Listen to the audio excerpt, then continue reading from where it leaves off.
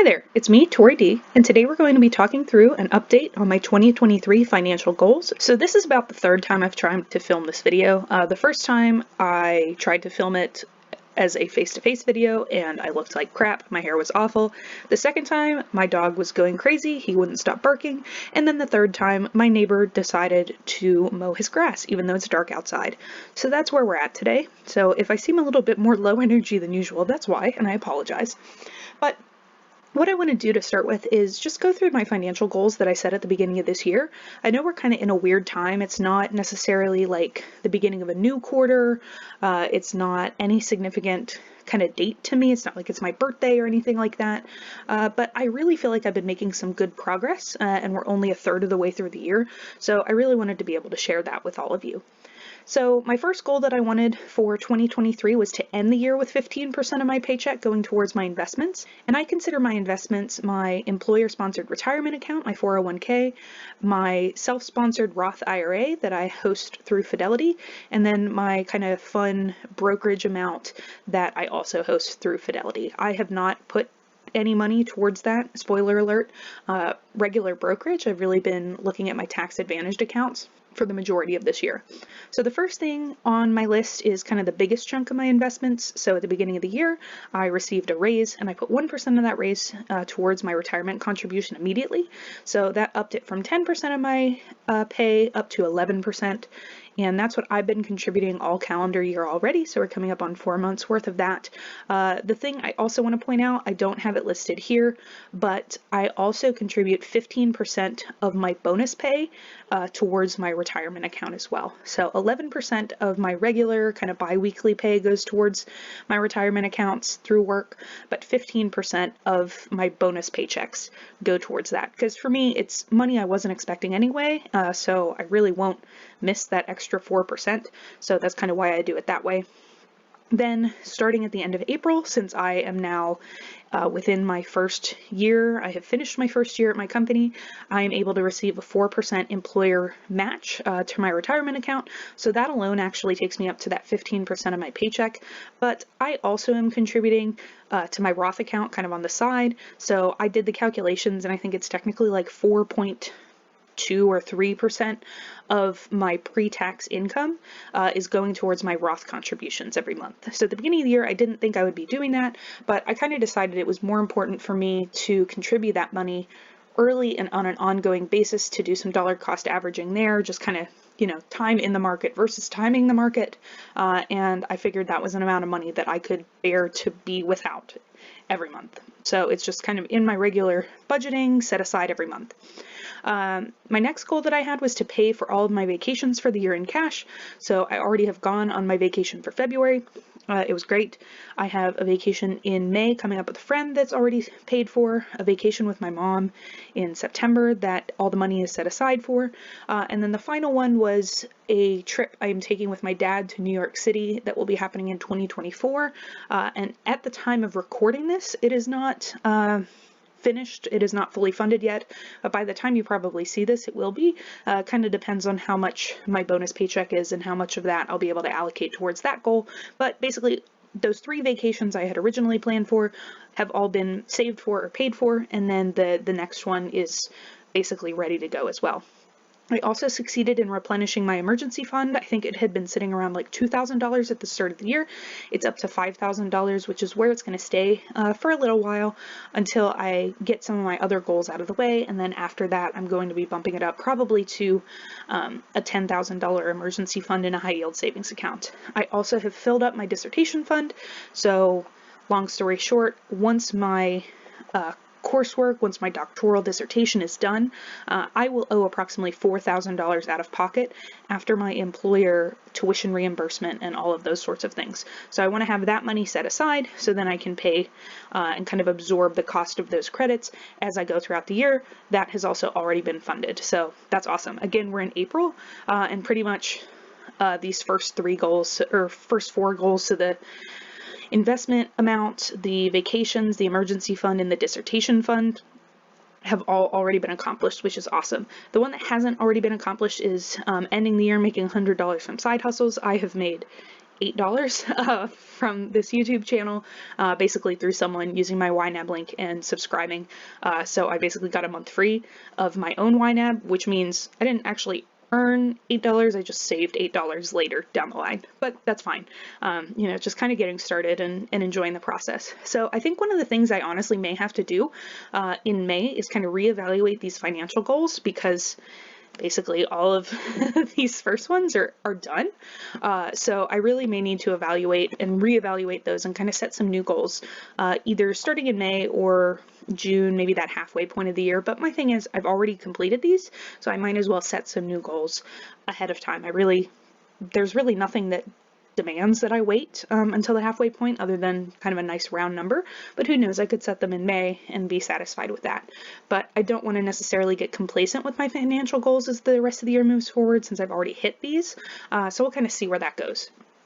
The other thing I wanted to talk about today is my long-term money and financial goals, because I don't feel like this is something I get to talk about quite as much. I don't get to articulate it. If you're looking at my budgets and what I'm working through and what I'm working with, some of these are pretty clear and some of these aren't. So I want to be upfront, transparent, and do this kind of conversation. So the first thing that I want to accomplish in my long-term money goals is to be debt-free. So right now I have approximately $125,000 in debt that is contained through my mortgage as well as my federal student loans. I have no private student loans, I have no car payment, and I have no credit card or other consumer debt. So it's really those two big ones. And I have had some people ask why I don't set money aside for my student loans, why I'm not paying on my student loans. The reason is, again, they're federal, so there's a pause on right now, but I also am enrolled in my coursework, and so I am deferred basically from paying my student loans for about another year or so.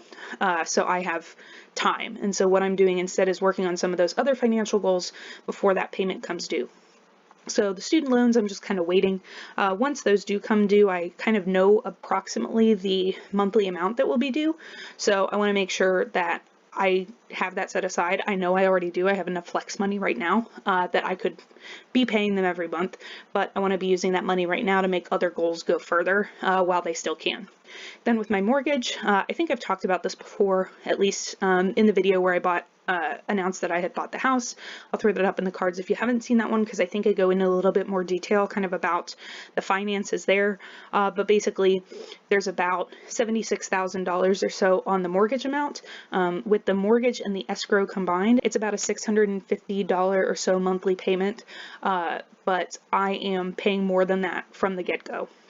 So my original goal was to pay $1,000 a month towards the mortgage and escrow, but because I'm still doing renovations in the house, I bumped that down to $750 a month, just because that $250 each month can kind of go a long way when it comes to doing renovations and really getting my house ready for me to move in.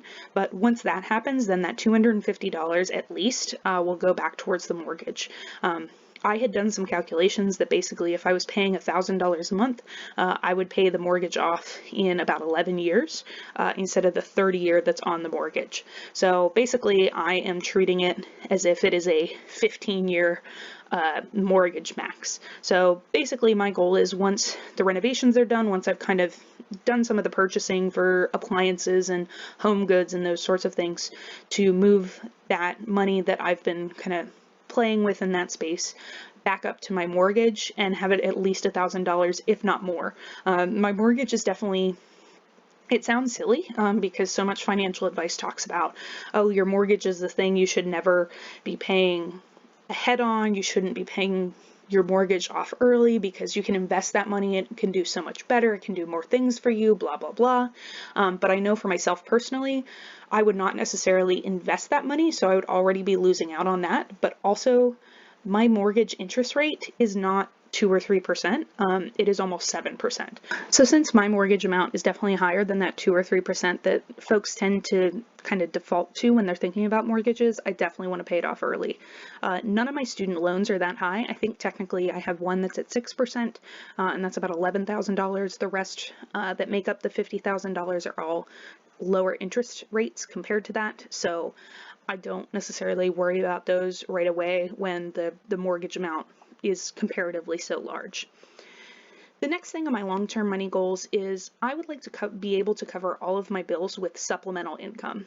So I live in America, and so my statement here is I love my job, but I also love having insurance, and those things are tied together very closely. So I really don't see myself leaving my day job anytime soon. If you've heard me talk, I love my company. I love the work that I get to do. I really, really enjoy my coworkers and the conversations we get to have and the projects we get to work on. So that's really not something I want to give up.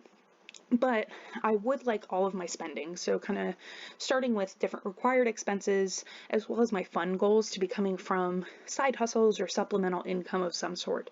So obviously I have a YouTube channel, some other media projects, crafts, and who knows, there could be something I haven't discovered yet that is a way to make money that I would really enjoy. But definitely sharing finances, talking about budgeting, talking about all of these sorts of things is definitely something I enjoy and something that gets me excited. The next thing on my long-term money goals list is to go on exciting trips and to travel. So again, if you watch my videos frequently, you know that I'm often saving up for big cruises, taking large trips with my friends and family. I think one of the things that's really been solidified after the pandemic is I am not waiting on this goal while I accomplish kind of the other more quote unquote serious goals to get to them faster. Basically, like, no day we have is guaranteed for myself or anybody that I care about. So I want to make sure that I am working with those people to have awesome experiences that we can remember and reflect on, even if it necessarily wasn't the best financial decision. So I've made it a financial goal to save for that so we can do that. Taking her to Alaska, going to see New England in the fall, taking my dad to New York City, just doing those sorts of things with the people that I care about, because I want to be able to spend as much time with them as possible and have awesome experiences with them that both they and I can reflect on for however long we have. My final kind of long-term money goal at this point is basically being able to say yes. So a lot of the time when people are approached for volunteer opportunities or philanthropic opportunities, they have to say no because the situation isn't right or it's not necessarily something that they're totally aligned with. So for me, I want to be able to say yes. I want to be able to say yes to big donations, to people's awesome and absurd ideas and attempts at cool things. Basically being able to support both the people and the communities that I care about, and using money and finances to do so. Obviously, I am not hurting for myself to have a good life through my financial wellness or my personal spending. So I want to make sure that other people are able to enjoy kind of the good things and have good opportunities and good experiences because I am able to say yes. It's just me. I have nobody else that I'm really beholden to, other than, you know, spending time with my family and going on exciting adventures. But when I'm gone, who knows what's going to happen with my money? And so I don't need to be stockpiling it like a dragon on a pile of coins. I want to be able to, when people ask for things, when, you know, someone's selling Girl Scout cookies, I want to be able to buy a bunch of boxes. Not necessarily all of them for myself to eat, but, you know, to donate, or the ones for the troops overseas, all of those sorts of things. Set up scholarships, give money to parks and libraries and all of those sorts of things, especially because I know where I'm from, it's very rural, and a lot of people don't have access to a lot of resources, but I know that financial assistance is one of those things that can help people access those things. So just being able to say yes more than I say no, I think is one of those things I would love to be able to do. It's a lot more kind of ambiguous than the rest of my long-term money goals, which is kind of why it's at the bottom. And I think it's also a bit of a more, when we talk about long-term goals, it's even longer term than the rest. These other ones I'm kind of working towards now, but really by building a solid financial foundation for myself before I'm 30, I think is going to be able to set me up to be able to say yes the more I progress in my career and kind of the older that I get. So I know this is different than my usual videos, but I hope it kind of gave you some insight about who I am, why I'm doing all of this work, and also how I'm progressing on these things. So if you have any goals that you're working towards kind of long-term, or if you're making great progress on your 2023 financial goals, I would love to hear about it in the comments. I absolutely love when folks let me know what's working for them, what's not working for them, what they enjoy. And so I think that's kind of a great place to speak those things into existence. So As always, thank you for spending time with me whenever you may be and wherever you may be, and I hope you have a great rest of your day.